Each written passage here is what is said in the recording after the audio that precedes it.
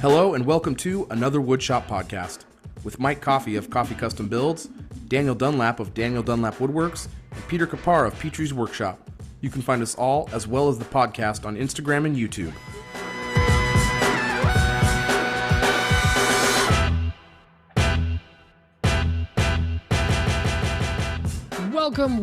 Welcome to another Woodshop podcast, episode 156, where we are totally got turned around. We are excited to announce 3 brand new flavors of AWP: the Mellow Mayo, Casey's Blast, and now Diet AWP, also known as Shop Sounds. What's going on, boys? I'm sorry. AWP Light. AWP Pedialyte. I didn't mean to bust out in laughter. Pedialyte. I love how we haven't done this for a couple weeks and Pete forgot the order of things. I'm all turned around. We took a long hiatus, and to anyone listening to this later down the line won't know how long, and we're not going to say. But we're out of practice. But you know who else is out of practice, Mike? The patrons. The patrons are out of practice. No, what a terrible transition. Yeah, a big thanks to our out of practice patrons. No, thanks to our patrons. We got a couple new ones up in the army. What? We got Matthew. They're just starting practice, the new ones. Yep. He is a VIP patron. And we also have Jotham McMillan, or Jotham. I apologize if I said your name wrong again. The J is silent. The J. Awesome. It's awesome. It's Mike Tyson saying it. Michael Tyson. He's awesome.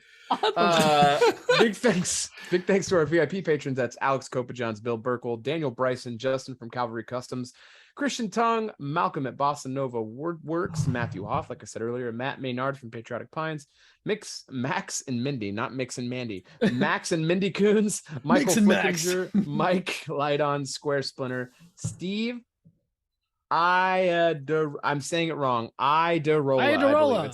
I have like 15 different people who are like, hey, you said it wrong again. The point is he's we love Steve sponsoring the show. Yeah, thank you, Steve. Sorry, I want to keep saying it, man. I'm sorry. Iadarola, Ladarola, the Tiger, and then Alan. No, that's it. That's all of them. Thank you, Steve, and everyone else. Thank you, guys. You guys are awesome. And gals. Thank you so much. No. They're awesome. Awesome. They are Jotham. You guys are Jotham. Awesome. I don't know what we do from here. What do we do? Is it what's on my bench, or do we? I don't know. Pete, you want to talk about? Well, this will be on your what's on the bench. So I'm gonna hit this. What's on my bench? And I'm gonna say, not even like Pete. Yeah. Hey, what were you doing last week? Hey, Why did we not have a show? Oh, we didn't have a show because you guys don't know how to use computers, and without me, this show literally falls apart. Yeah. Either we have. We gotta be so hateful about it. Either we have a lefty event, or when things don't go right, they go lefty. Okay, or we don't have a show. Love you, Kevin.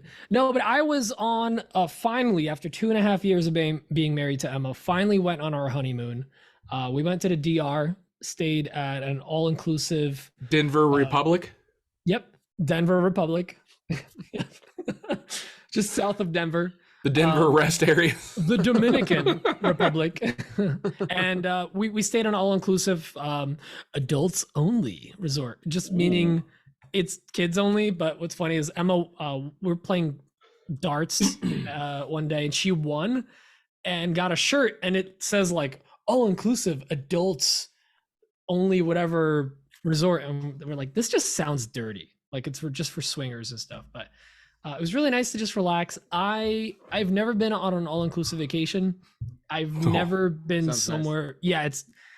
Yeah, I basically sat in front of a pool, played video games on my Steam Deck, and jumped in the pool and hung out. And I did not think of the house, the cat, the shop, content, aside from when like me and Emma were like brainstorming stuff. But like I just didn't think about anything except just being there. And I have not been that disconnected from stuff in a long time, and it was so nice and relaxing to try to or not try but to actually relax and like cut everything out, and came back refreshed, feel great. The weather is actually really nice here. Been getting fired up, but like came back to like all the stuff that I have to do. Emma went right back to work, and we're just like, we're not right back to where we started, but like we're still energized, but like we just didn't have the hours to do all the stuff that we were excited about. So very excited for the next couple. Time out. Yeah. Isn't she working full time for Petrie's workshop yet? Or when is that happening? When she's done with teaching at the end of the school year. Oh. So like June-ish. But it's coming up. Yeah, it is. So very excited about that because we're still just short on time for all the fun stuff. But we did brainstorm a bunch of stuff while we were there. It was in a way our corporate retreat as well, where we literally brainstorm what we're going to be working on, what her duties are going to I mean, next year you could do stuff like that and write it off as a business trip. If you're talking business. This was literally half of it was a business trip. Absolutely. Thanks to my accountant. That's why I say get an accountant. They help you out with stuff like this. But it was really nice to just kind of brainstorm and put some stuff on paper about like what the duties are going to be, what responsibilities we're looking at. Duty. And aside from that, came back, still relaxed for about like a day or so. They say about traveling to other countries, sometimes you have belly troubles. I have some belly troubles. Montezuma's revenge. It's not that. It's just, I'm not going to go into detail. Poe's revenge. You eat too much the of that Denver oil rest area revenge. Back. You eat a bunch of that oil they used to put in chips in like the late 90s, and everyone had anal leakage or whatever. Hey, so like I'm fine, but it's as if like I still have nightmares. I have a spoonful of mayo like as soon as I wake up, and then black coffee, and then hours later like my belly's angry. So stuff like that. So I'm not gonna go too far. That's a spoonful of mayo. That's like in that the famous, Mayo's Revenge. It's in that That's a song in that famous movie, The Sound of Music. The Sound of Music. Yeah. Yep. Yes, that's the one. Aside from that, just been knocking out the rest of the landscaping stuff before it starts getting hot. Although last night it got down to 35, so it's still like getting really freaking cold here. How cold? Got down to 35. Oh wow. Yeah, and it was it's in like the high 60s during the day. But next week's gonna be nicer. We're gonna do some planting this weekend. I'm really excited about that. Continued working on the print shop because I need to move some stuff around in there. I'm running out of space, and I realized that like Memorial Day is in 2 weeks, not even like a week and a half, and I need to make a bunch of yard games because we accidentally are throwing a large party. Thanks for the invite again. Yeah. Sorry. Mike is coming, and Justin will call me. Maybe April Wilkerson will be there. Are you inviting Mike and not me? Is that what's going on? It's not that I didn't invite you, just I invited Mike. It's different. I don't know why you're making this weird, Dan. Kayla's going. It's gonna be so sick. Kayla's going. John's coming. The dog. Well, Max, of course, he has to be there.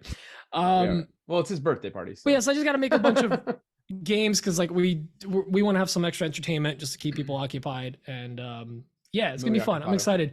And then after that, apparently the weekend after that, I have a vendor event, so I got to make a bunch of stuff for that. So I'm gonna be in the shop like nonstop this weekend and next week, and that's gonna be super fun.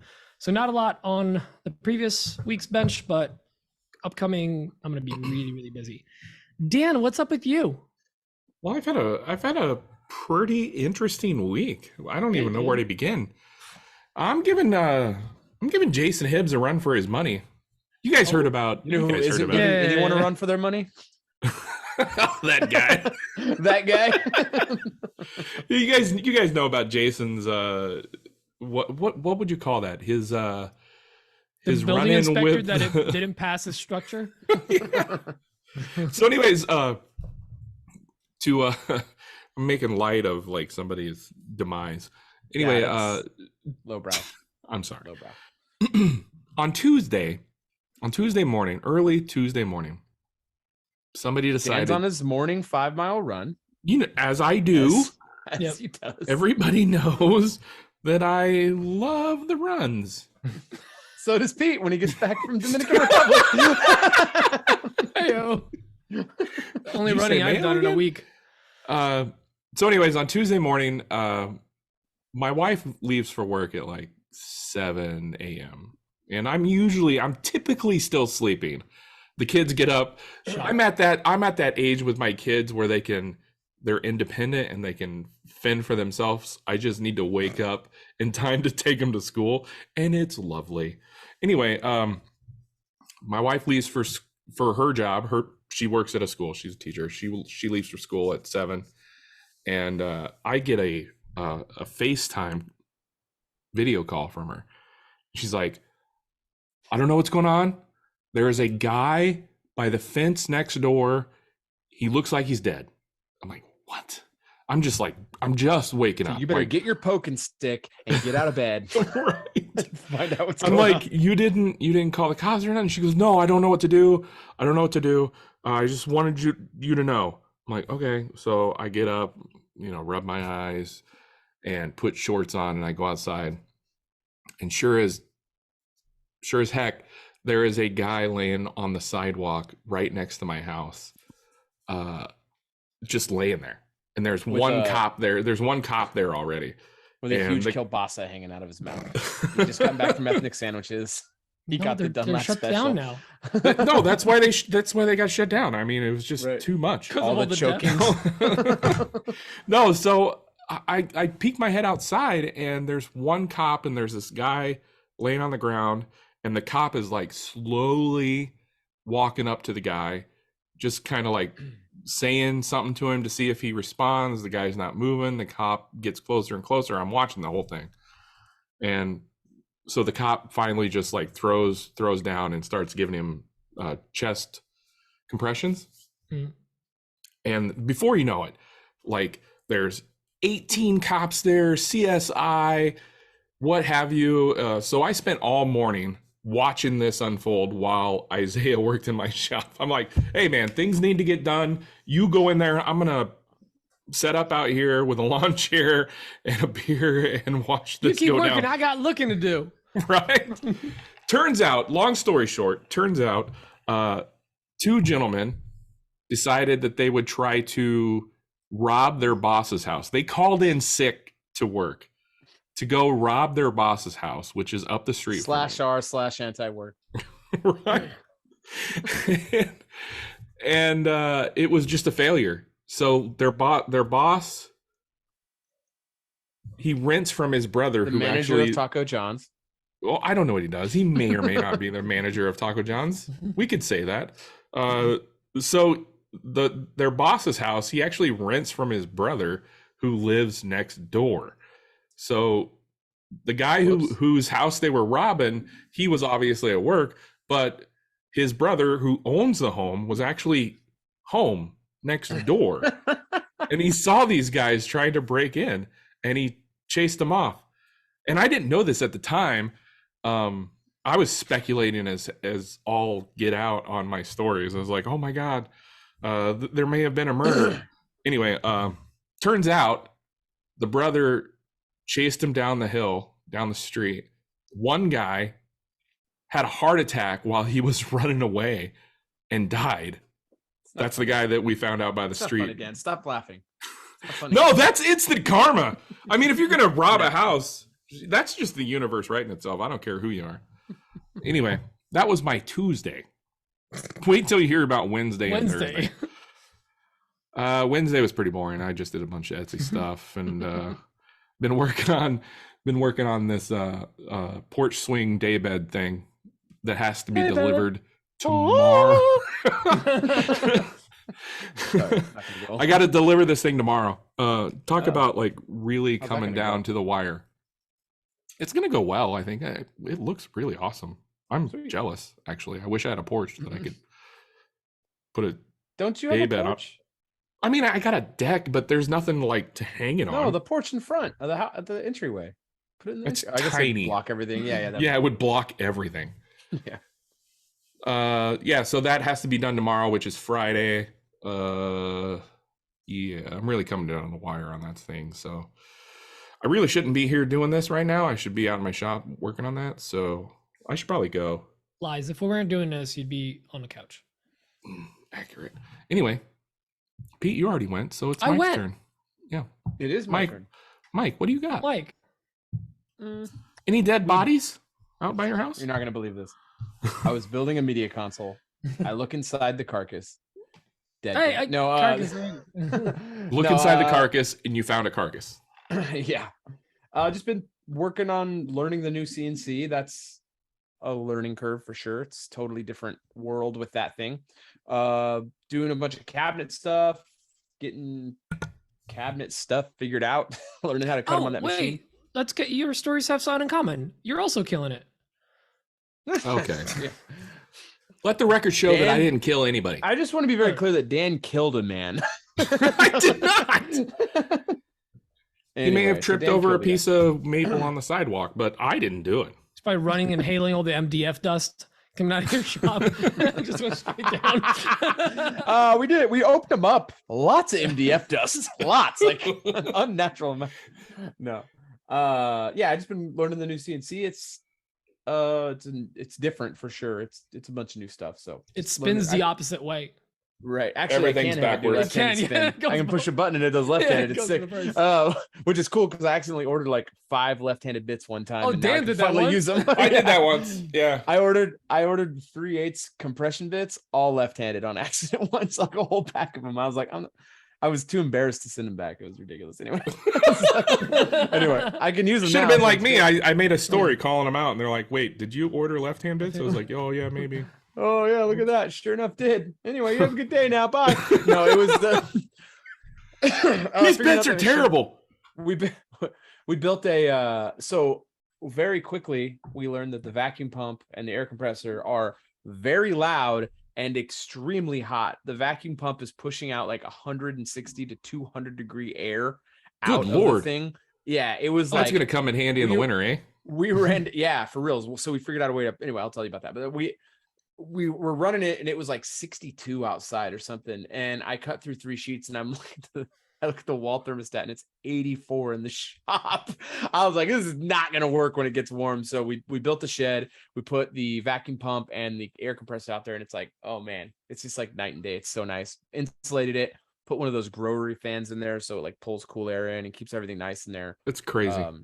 It was, it just goes to show you, like, the bigger the CNC you have, the more, like, I don't want to say problems, auxiliary but costs? the more auxiliary costs you have. So it's funny you mentioned that because that's literally what my YouTube video is. Yeah, I did a YouTube video on it. It's coming out Sunday about the cost. The video is titled. I mean, I should shut you guys the thumb, but it's like, are CNCs worth the money? And like the hidden cost of CNCs. That's literally what the video is about. So I kind of go over. You shouldn't start fires on top of your CNC. It's bad because that's a bad it's very idea. dry season right now. So yeah, Prop 65. You're actually not allowed to little use pro fires. tip. They can cause cancer. So yeah, we got CNCs running, figuring out some stuff, learning what we do and don't like. Big shout out to Justin over at Rustic Grain Designs. He helped me out with designing some custom boxes, drawer boxes and stuff like that in Mosaic. He's a bit more fluent in that program. So Mosaic's a pretty wild program. Anyway, doing that, we built a floating media console, and it is pretty beefy. It was 1 inch thick walnut, and it's 21.5 inches deep, and we put it on a French cleat. And I was like, man, we got to test this thing before we crate it up and ship it out. And I'll tell you what, that thing ain't moving anywhere. Like, it is wild. We did like a 4 inch French strap, cleat, and you slap it on the top. We like both pushed down on it, and the studs on the wall were pulling out. The French cleat is not going anywhere. So I was very shocked about that. I designed a new bar stool design that I'm really excited to make. I'm going to start making the prototype soon. What's up, Dan? Continue. I'm just going down my list. So, okay. How could you do you said design, and I just remembered that I did other things this week. Other things are always fun.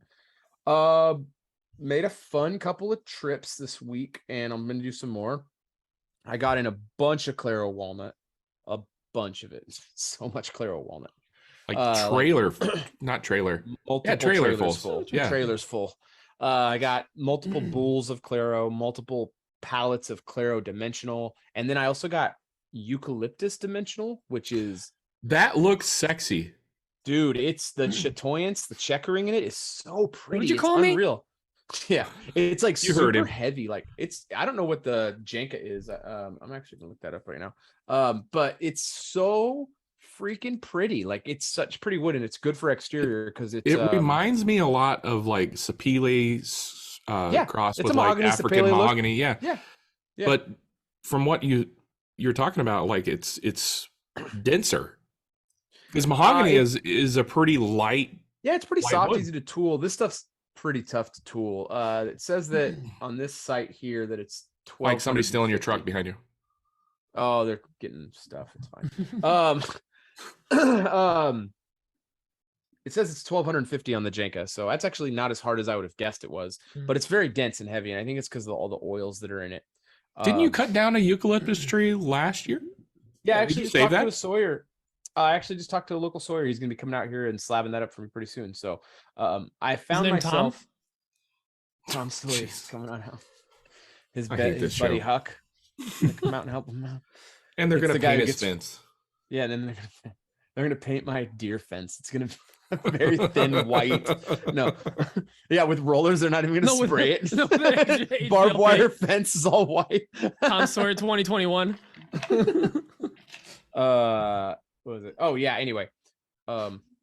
Yeah, so doing a bunch. I had a thing where I had to get a hold of my place where I kiln wood normally is not doing public kilning anymore for reasons, but I had to find a new place. So I got a new relationship with a guy, and he's got an awesome operation. Like he's got a 72-inch mobile Lucas mill with a swing blade to make dimensional lumber off in the field. He's got the iDry Plus, and he's got a big old Wood-Mizer stationary mill. I had a potential client reach out. They had 3 black oaks come down, which are in the white oak family. But they look like white oak, but the like slivery grain in white oak, that is black instead of white. It's interesting. So it's really pretty stuff. But they had 3, and they were like 52-inch diameter black oaks. They're huge. Good Lord. Massive. They're massive white black oaks. Anyway, this guy was able to go out there. I got him contracted to go out there and slab up all this stuff. They got like 25 slabs out of these trees. It's beautiful wood. Somebody making them a dining table and a couple other things out of it in like a year, because it's gonna take a long time. Check back in when. Yeah, it's like 9 months of air dry and then like a month of vacuum kiln dry time. But anyways, with that, I wanted to mention that they are trying to sell some of those slabs. So if anyone's local or not local and wants some massive black oak slabs, reach out to me for sure. Free shipping. So, free shipping will be built into the price of wood.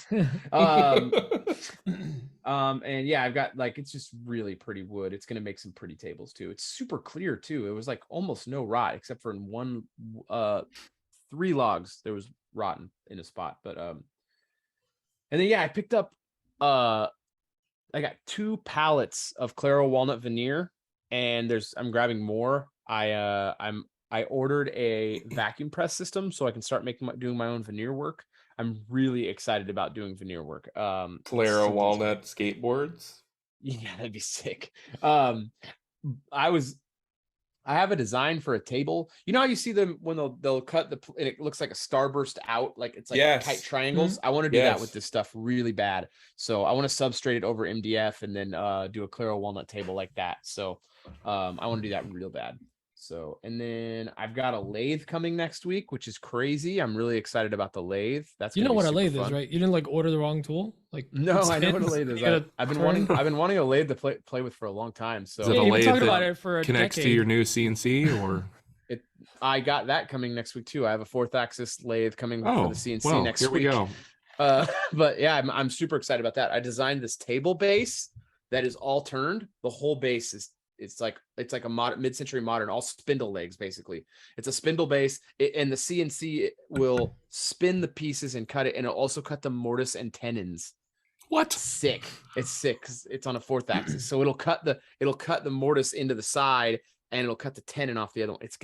I'm so pumped for it. So I drew it up in Shaper 3D, and I just export the file out to. It's not real woodworking. No, it's not. It's manufactured woodworking for sure. But I'm so pumped about it. It's going to be sick. Made some pencil trays for my son's school. That was fun. And then I'm making some custom boxes right now, which I'm actually having a lot of fun with those. There's dovetail boxes that I'm doing. Hand cut? Yeah, I'll use my hands on the panda router to cut it. And No, not hand cut. It's on the panel router. I wanted to make it look good, not make it look like I did it by hand. Fancy router. I can't do it well. So I got the panel router set up for that, but I'm doing that. I'm a retiring cop. This is a job I've had for a while. We finally landed on a design, so it's gonna be sick. And then another special present that I'm not gonna talk about. But anyway, I'm having fun with boxes right now. So I have a very exciting. Well, I think like I said earlier, I'm doing a YouTube video coming out on Sunday talking about the costs of CNCs. I think like Peter and I have really like figured out our, I don't know what's the word, not equation, but like how we're doing our videos now. Like we're really getting this dialed. The last video we did not do well at all. It was way too niche, but it was about milling brass. Like no one cares about that. But I mean, I did. I was excited about it, so we did a video on it. But like how we're doing our videos, we're really starting to figure it out. And I'm just every week I get more and more excited about YouTube. So anyway. But you never know with YouTube. That could take off like in a couple months. Like, yeah, who knows? It might. It may never. I mean, we're just like really these like videos are just us figuring things out. Like the videos that end up doing well, we're like, oh, and then why did that do well? And then we start doing some research, like, oh, that's what people want to see. That's what they want to see. Yeah, we're like, oh, that's what we're pulling from. So, anyways, that's what I got going on. It's busy right now. I'm excited about some new tooling coming in. Oh, I'm gonna I ordered that bamboo X1 carbon thing. I want to do some shop jig stuff. So mostly I want to like just make some stuff for in the shop. Like I have some. Honestly, I just really want to get Jackson. Are you talking about those bulk bamboo cutting boards you can buy off Amazon? Yeah. Oh my gosh, those would be so nice. Keith just got his in the mail today, I think, or yesterday. I'm gonna go help him set it up tomorrow. Or is there much setup to that? Just like getting familiar with it, kind of. Yeah, that's cool. Yeah, I'm excited about that. That's gonna be fun to have in the shop for sure. Dan, you had something else? Oh no, yeah. When you were talking about designing, it just like rang a bell. I've been playing around with Canva and designing T-shirts and stuff. So I'll be launching some T-shirts. Actually, I just launched out of a cannon. Yeah, right out of a cannon, a T-shirt cannon, if you will. Yeah. So I'm gonna be adding some T-shirt designs to my Etsy store because gotta make that money, and I enjoy like designing silly little T-shirts. Oh yeah. That's it. Cool. Awesome. I guess we can jump into VMs. That's the voice Miles. The first one is from Kamehameha von Stray. Kimani von Strayhorn. Yeah. King Kamehameha.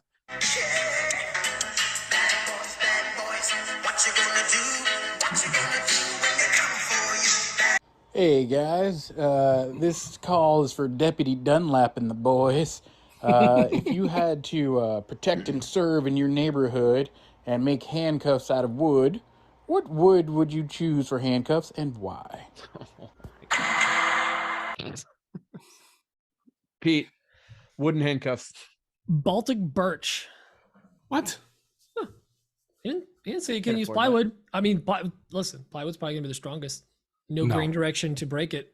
Nah. Well, Dan, what would you say? Hickory dickory dock. Hickory.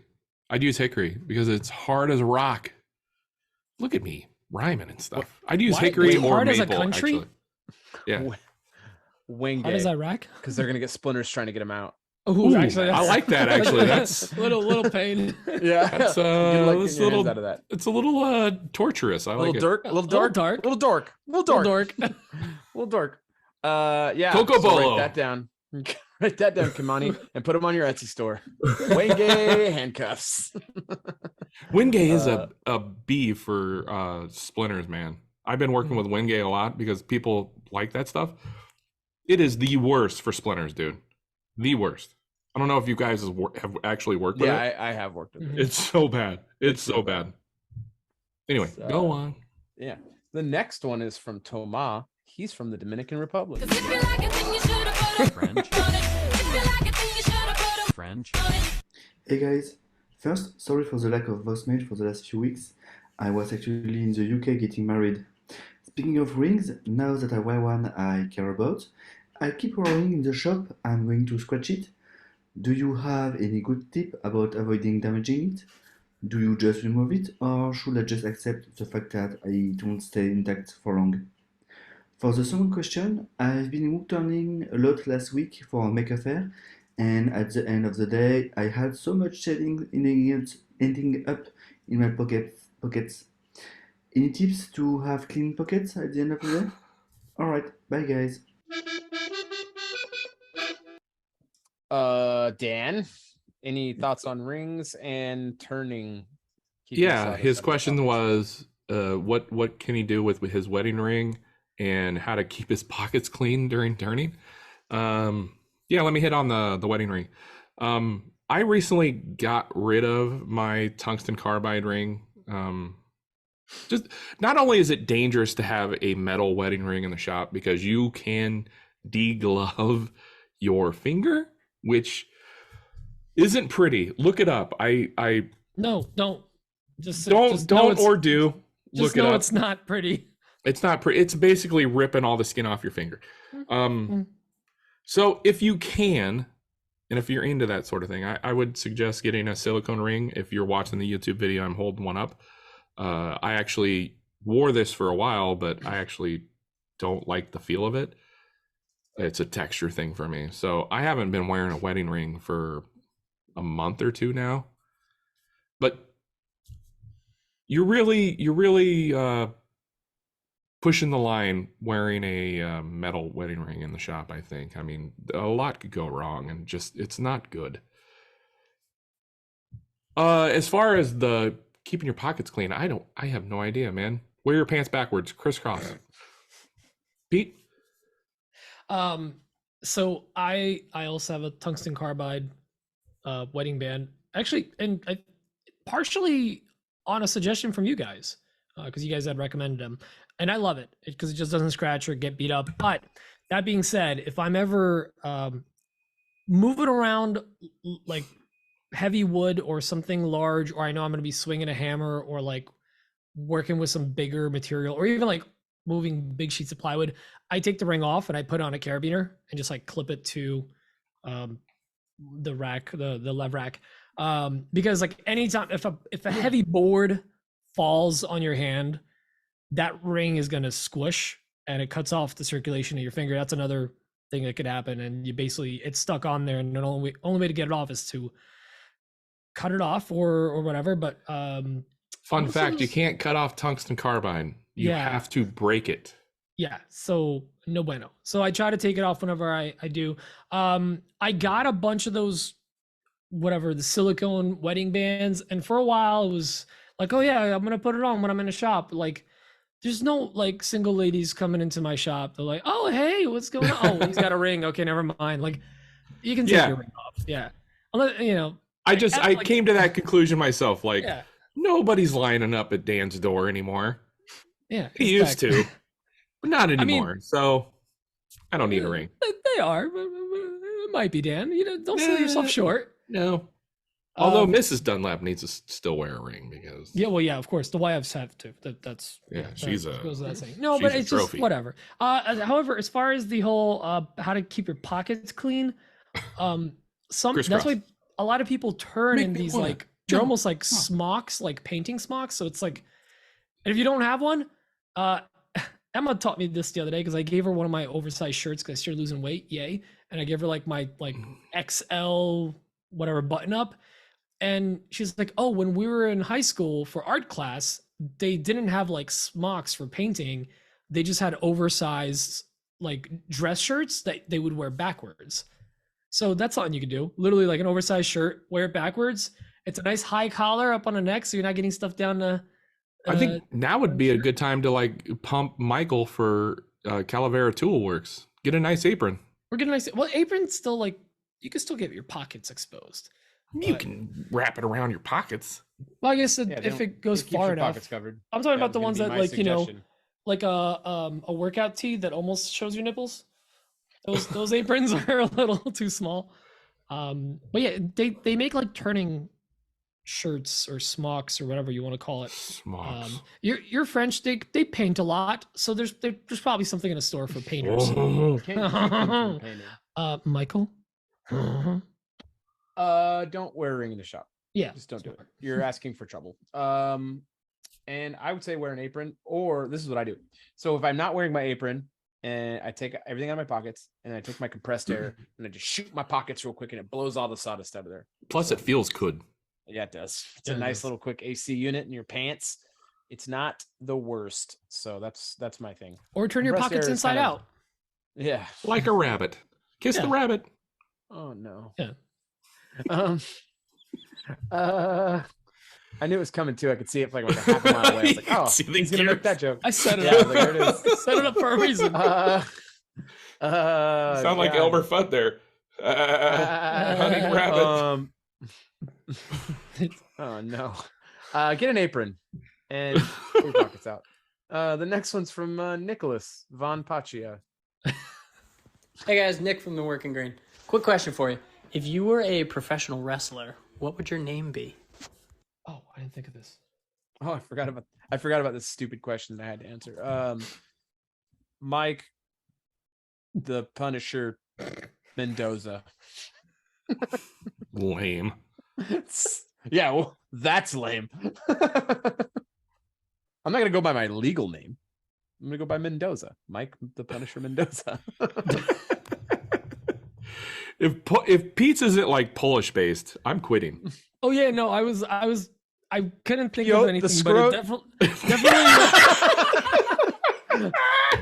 Well, there's the show title. Definitely like some kind of like Soviet Eastern European themed like military officer type thing.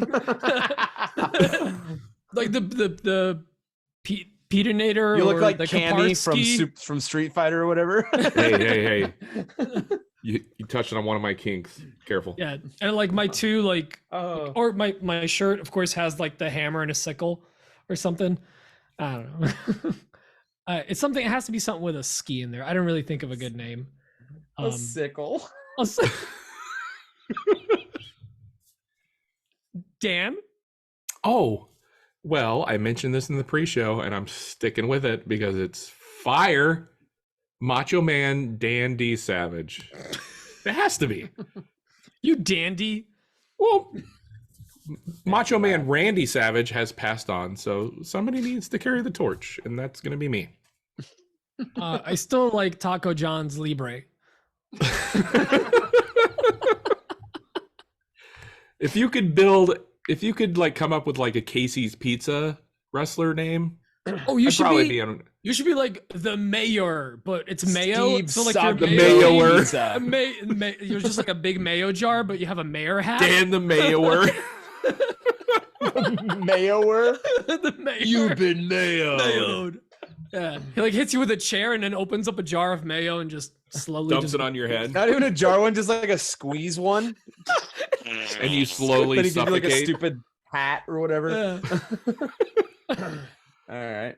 Or it's under the hat. That's what it is. He takes the hat off and there's a bottle of mayo.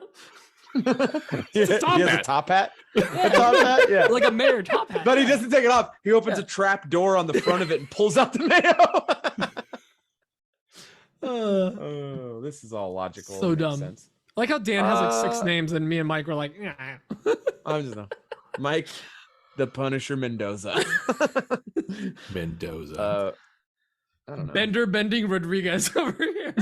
Yeah, Bender Bendington Rodriguez. So dumb. Jake, speaking of so dumb, no, I'm just kidding. Jake Miller called in. Jake Miller called in. He's got a very good question, I think. Oh God. Hey, what's up, guys? It's Jake from A Sweet Shop, and just calling in to see kind of what your guys' thoughts were on the economy. Not to get into anything political by any means, but I'm sure a lot of us are kind of seeing the writing on the wall that things are kind of going downhill to a certain degree with the economy, and wanted to see if you guys were changing anything as far as your pricing strategies anything with how you're marketing and how you're handling your business to be able to keep going in case things do go downhill. So be interested to see what you guys think. And yeah, thanks, guys. Dan? I feel like I don't do enough revenue to worry about the economy. I don't think the economy affects what I do. Then again, I haven't like really done this long enough to make any sort of comparison. So it's tough for me to answer that. I will say that I have a bidet, so I don't have to worry about the toilet paper shortage. That's taken care of. If there were to be a toilet paper shortage again, I'm good there. So I'm very happy. I really don't have a good answer. Maybe these guys can make me sound dumb. So, Mike, you want to weigh in on this? I think it would be if you have a business, I think it would be short-sighted, I think is the best word, to not at least look at the writing on the wall and be concerned. I just think that it is concerning what is happening with these banks collapsing. It's very indicative of last time, or very similar to last time, I would say. Large banks. Are you talking about in 2008? Failing. Yeah. Well, also recently with these. No, banks. Like he's comparing what's happening now to 2008. Now, like, I think it's not when the economy is doing really well, that stuff's not happening. Obviously, these banks leverage their holdings on unstable funds, and they made stupid mistakes. So I think it's concerning. I also think that the majority of the effect is happening to the tech industry. And I also think that these tech industry layoffs are a knee-jerk reaction from like one big, there's like three main companies that kind of monkey see, monkey do. And it's not Apple. Apple doesn't do it. Google, Amazon, and what's the other big one? But anyway, these Airbnb. Yeah, Airbnb always following along suit. When one starts to Facebook, Facebook, Google, and Amazon, these three, like when one does thing, the other one does kind of a thing. They all fall in suit with each other, and I'm sure that everyone's seeing the writing on the wall with these, especially in the tech sector. I mean, in the last like 5 months, like 300,000 people in the Bay Area have lost jobs or something like that. But I feel like the majority of it is in that sector. It feels like a lot of tech bros and stock bros are the ones getting hit the hardest. I think that there's definitely pinching happening across the board, but I'll be really honest. I'm seeing the similar amount of, I wonder if I can talk about this. I'll try to talk about this in a way that doesn't. So I'm seeing the similar amount of requests from residential and smaller commercial clients. Now, the large contracts that I have, the bigger companies seem to be reacting. I don't want to say a knee-jerk way because I don't run their business and I don't know how their stuff works. So I don't want to be like, I know better than X company who's a national retailer or something like that, because I just don't. I don't know their business well enough. But I will say that my national clients are very much, they've cut projections by a lot. And they don't think people are going to be spending as much on their stores, and apparently they're not spending that much on their stores because they are not ordering that much stuff. So something's happening. But I will say all the custom stuff, this is where I've kind of postured myself as my business. The majority of my residential and local small business stuff is with higher end clients. That money doesn't seem to be going away. They're still asking to buy and make stuff.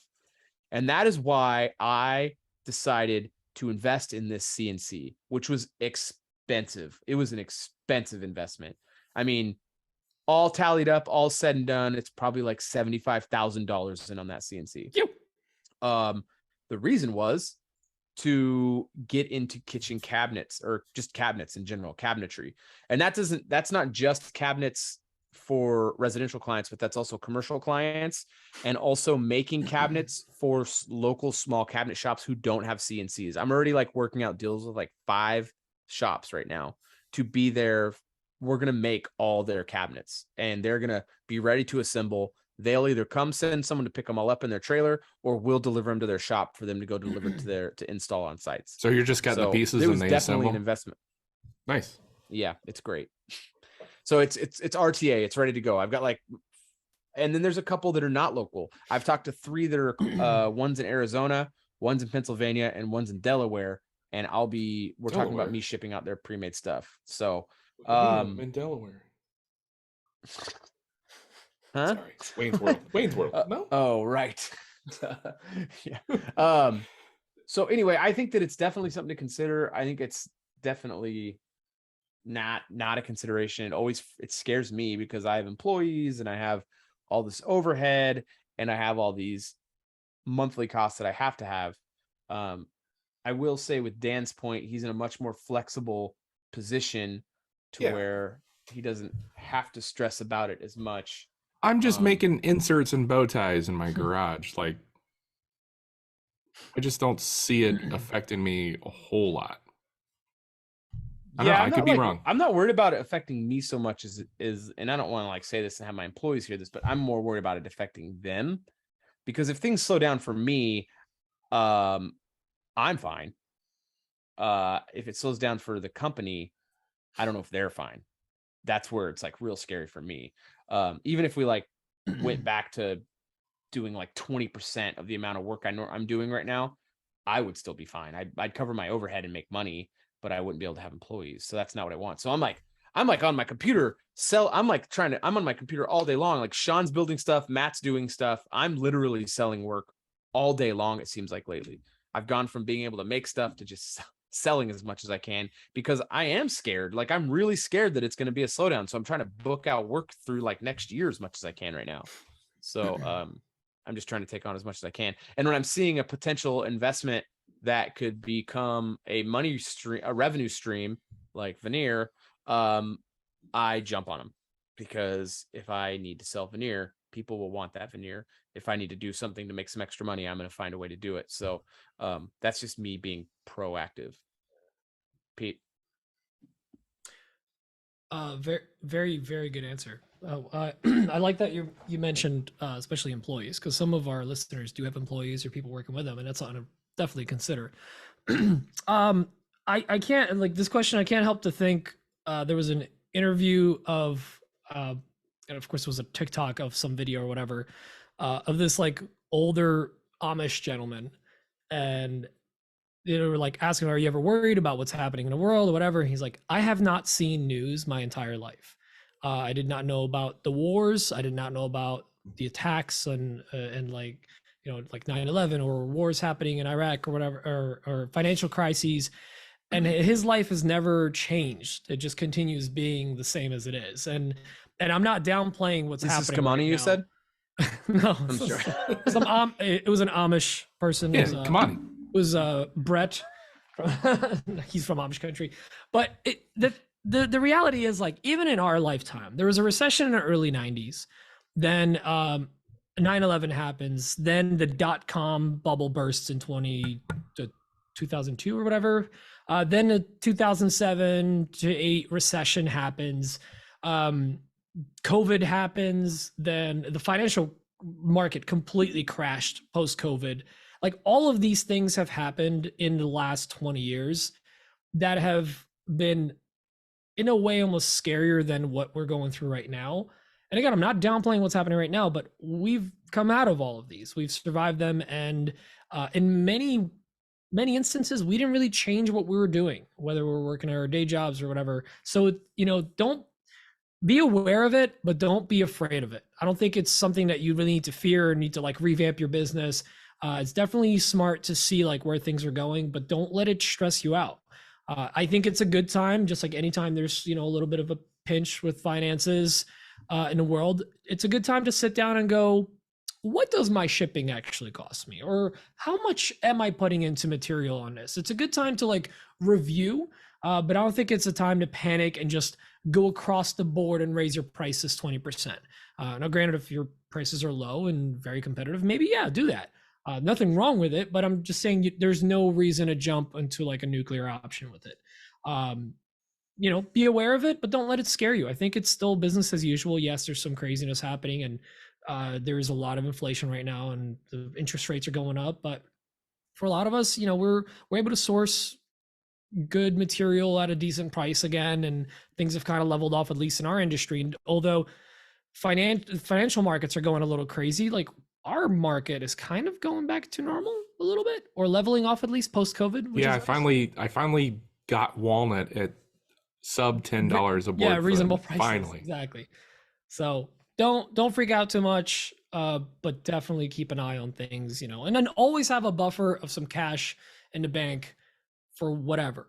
You never know what's going to happen. Don't keep it in your sock drawer, though. Don't keep it in your sock drawer. But you definitely always want to have Somebody's a going to little rob bit you. of They're going to die of a heart attack on the sidewalk. Exactly. Don't do it. You need a rainy day fund for your business, and I think this is a time that it's especially important, because if a bank folds, or if your loan gets sold and they call your number and you got to pay up, that's happened to people before, small and large corporations. So it's always good to have a little bit of cash and working capital on you. You don't always want to be running your entire business on credit, but that's again, get a financial advisor. That was kind of a long answer, but yeah, don't be afraid, guys. Don't be scared. It's okay. I think like also, not everyone listening to this, but the people who are listening to this who do have a business very likely started their business during COVID, when the economy was in a real tough time. So I would say that, myself included,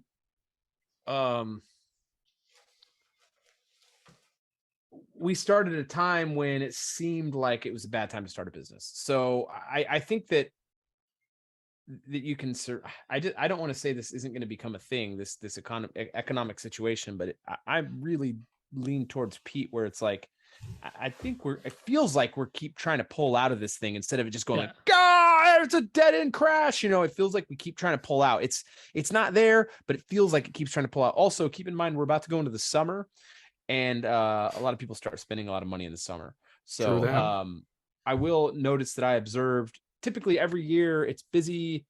It just, once April hits, and again, this is my second year in full-time business, so take that for what it's worth. But even when I was in full-time, April is when it would start getting busy, and it would get irrationally busier as the year went. And I would get into like the fall and towards like October, November, December. And it was just like, I have so much work, I can't possibly do this. That's what it felt like every year.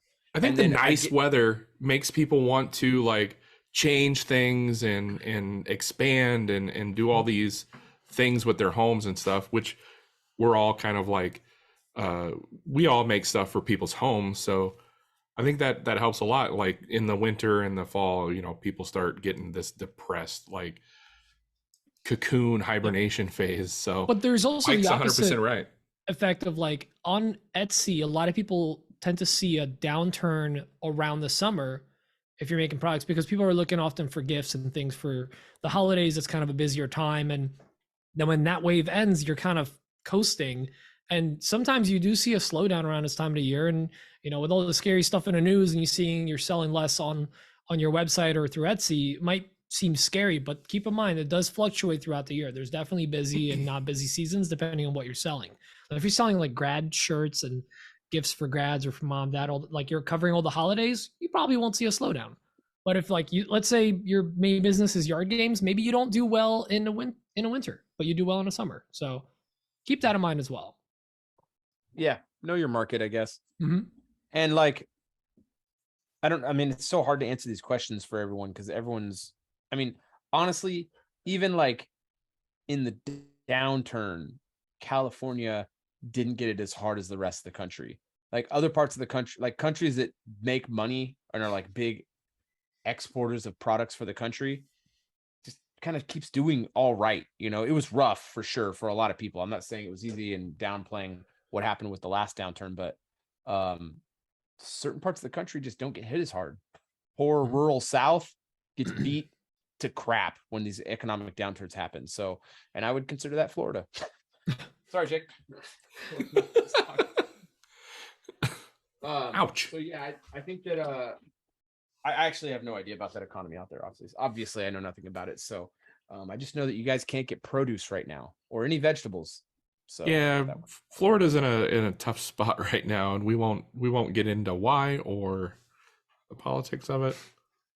No, not at all.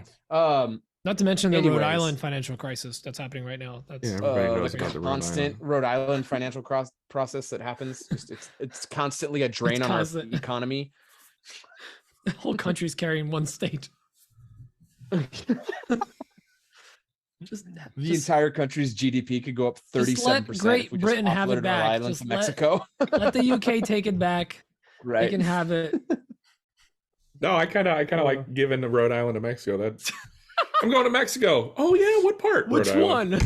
Rhode Island. Rhode Island, Mexico. Yeah, the margaritas. San Juan, Rhode Island. Stupid. Anyway, we have a couple of write-ins, yeah? Oh, you do? Good call. Yeah, sorry. I completely forgot about those. The first one is from Matthew Hoff. That is not correct. It is from Jeff from Oklahoma. I still say you should read the Matthew Hoff one because he says nice things about me. And he does say nice things. Oh, okay. Jeff from Oklahoma just had a question for the podcast, if this is the right avenue for submission. My question is safety related for a new newish hobby woodworker. The ish threw me off. Had a recent near miss incident with a router bit breaking while operating a router table. Also recently watched Perkins Builder Brothers on YouTube, which one brother lost some fingers to a jointer accident. Within the last 2 to 3 years. Jointer, more like separator. Am I right? Okay. More like D. Glover. What is your scariest? What is your Donald Glover? That's my favorite Glover. That's Childish Gambino. What is your scariest incident or near miss? Besides just being more safety aware and basic PPE, what other precautions do you recommend for someone who can't afford a Sawstop or other expensive safety equipment? Piot. Well, one of I guess I'll start with my closest call. I've had several router close calls, and they're always with like small parts or something that has like tight curves and stuff. And you know, it's so easy to get kickback on there if especially if you're trying to take off a good amount. And even if you're not, sometimes just, you know, the bit just wants to do its thing. And like when I was doing all those ice climbing things, and my first thought was like, oh yeah, I'll just take it to the router table. After first one kicked, I was like, there's too many turns on this thing. I've had some one time I was just like, you know, you slip up and your mind isn't thinking.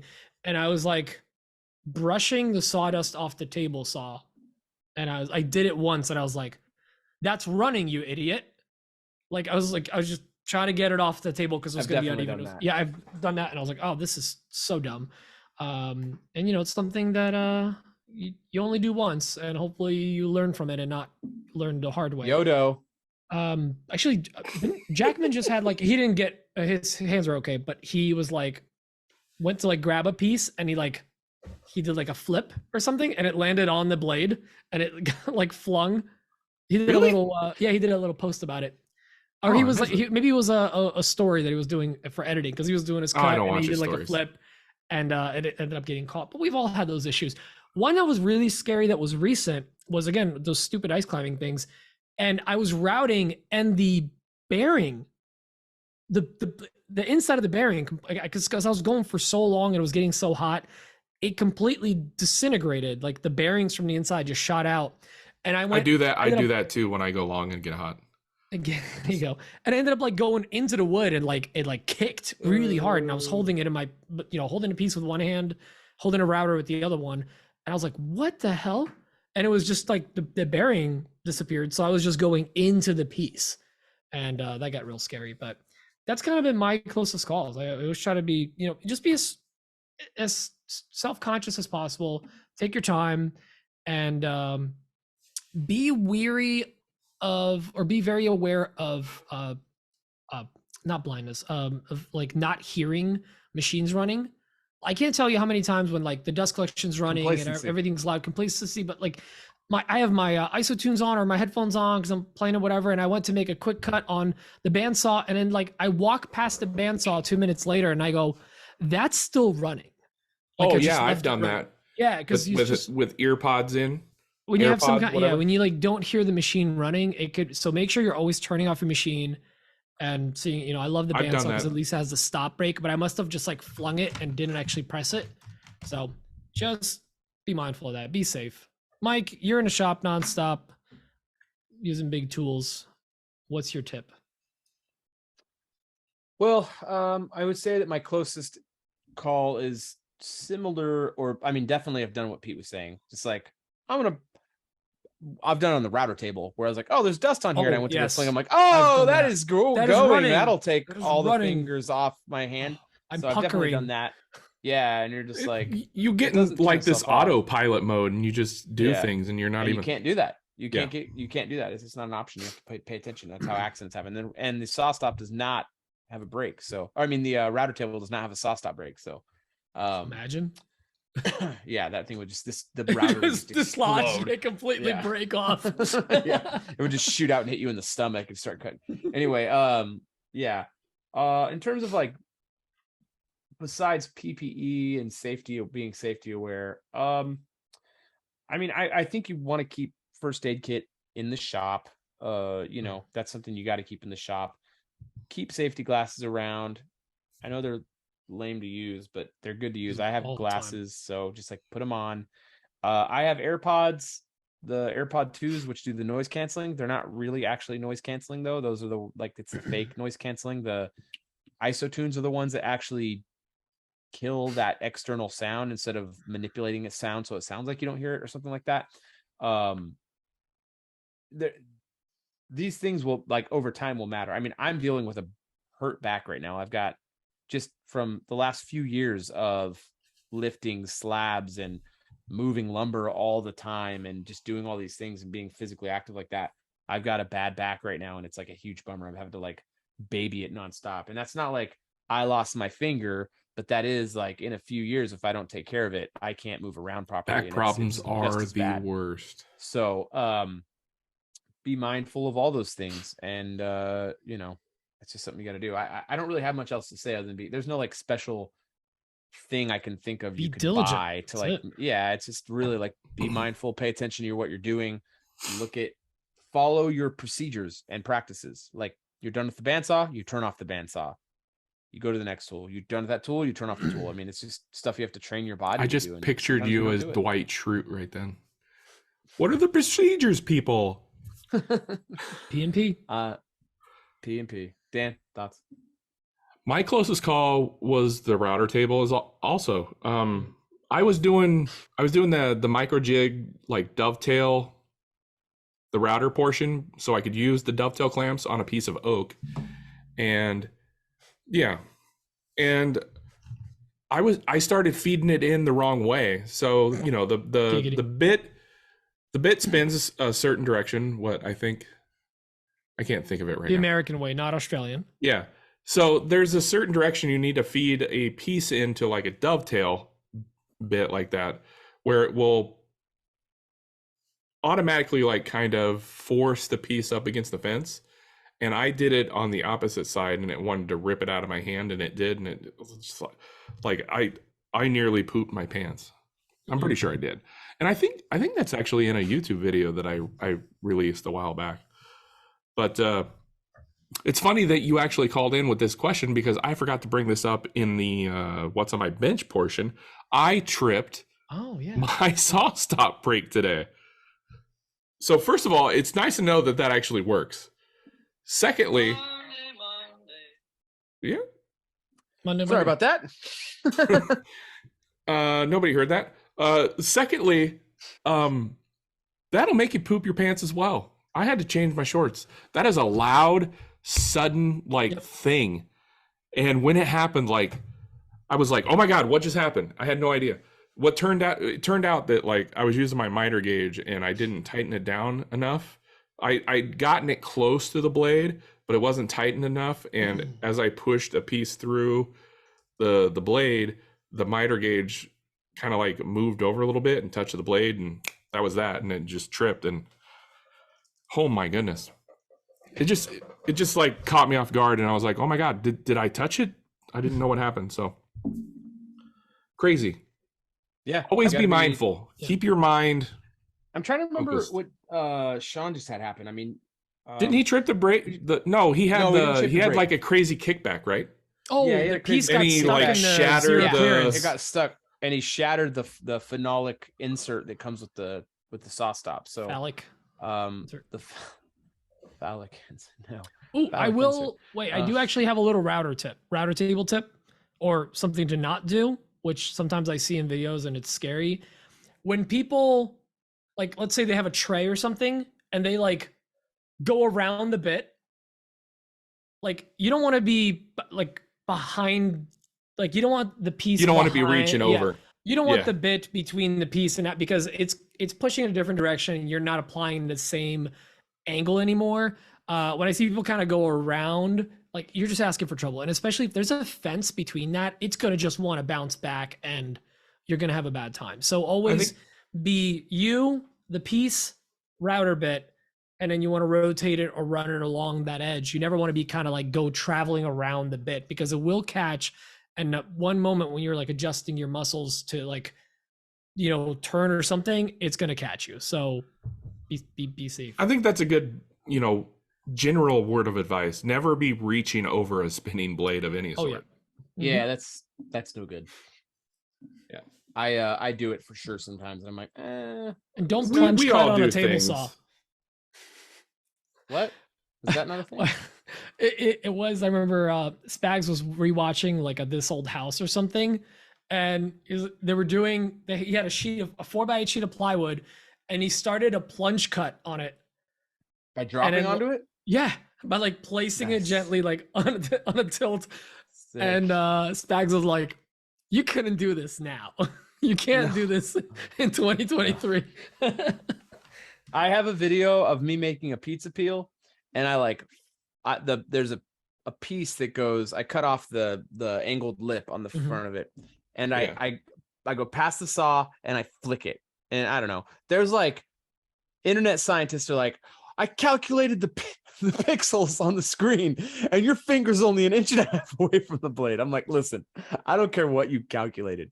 My finger is at least 6 inches away from that blade. I was there. I did it. I know 6 inches. I see it every day. I know it. Literally some guy in the community who was a follower of mine came in, rolls in, makes that joke, and then starts going off on me that I'm like, I'm creating a bad example for the community or whatever.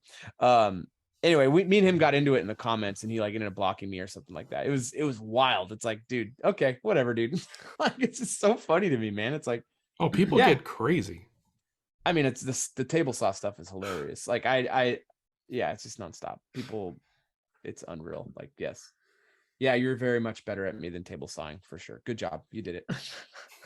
Yeah. You did it. I've been teaching table saw usage for 23 years. Okay, yeah, prove it, guy. Let's see it. So anyway, it's hilarious to me. Yeah.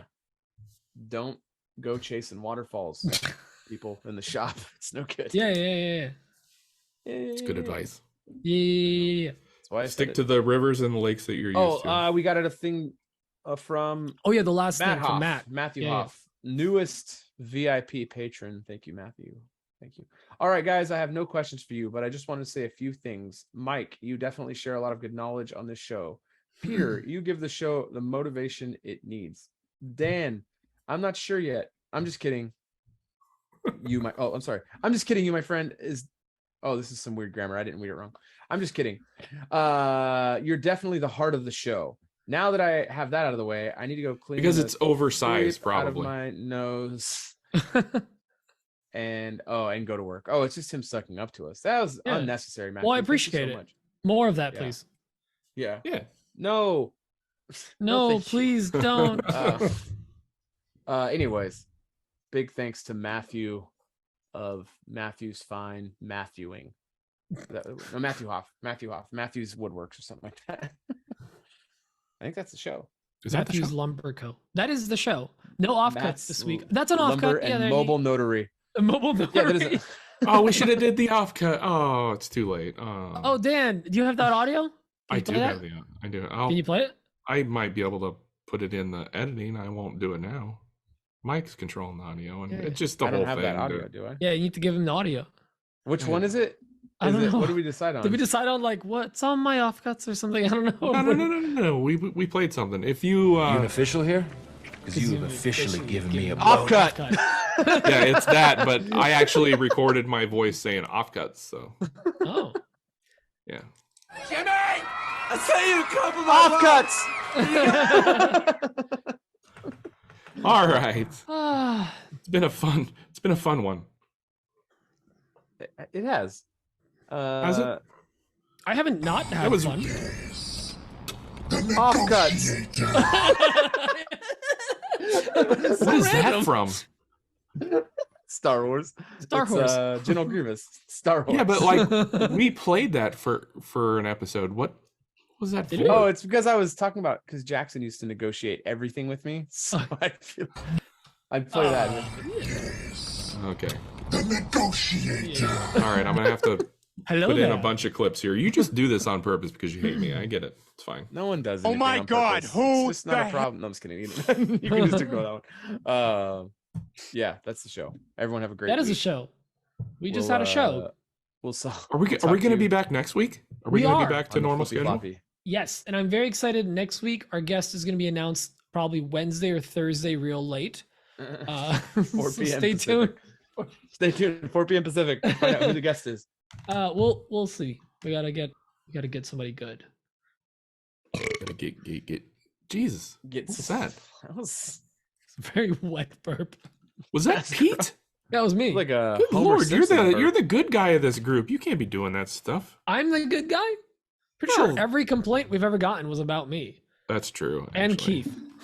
Well, mostly Keith. We fired him though. And then we had All him right, back on a show. Let's get out of here. This is getting ridiculous. Okay, bye. See you guys next time. That was Okay. ridiculous. Okay. Toodles. Be sure to share the show, please. Share the Thank you. show. Check everyone out on Facebook, YouTube, Instagram, Pinterest, and TikTok, and Etsy. And Space Also, the other All one right. that's out there. Love you long time. Lemonade. Lemonade? No, there's the new one. It's called the Clapper. Oh, Not only does it turn off lights, but it's a social no, media Mike, app now. Mike, it's an actual thing. Like it sounds ridiculous, but It's there's people that are actually hopping on it, and I'm like, no, I don't need another one. Remember that Clubhouse? Man, that's so People are Mike. People are still Mike, on Clubhouse. Look at me. Look at me. What? People are still on Clubhouse. Six actively. people being on an app does not mean it's still a thing. You know what? All of it went downhill when they let Android users get on there. That's true. Completely ruined. That's what it was. Adam That's what it Barnett. was. That's what happened to Rhode Island. They let Android Yeah. users in. Started selling Actually, Android the phones. there. androids were developed in No, Rhode they Island, banned yeah. iPhones in Rhode Island. Oh, is and that just it? Went downhill. Bandroid. All right, Bandroid. we'll see you guys next time. Take it easy. Bye Love bye. you all. Bye-bye now. Bye bye Bye, bye, bye. I already said love you a long Bye. time. I'm not saying it again.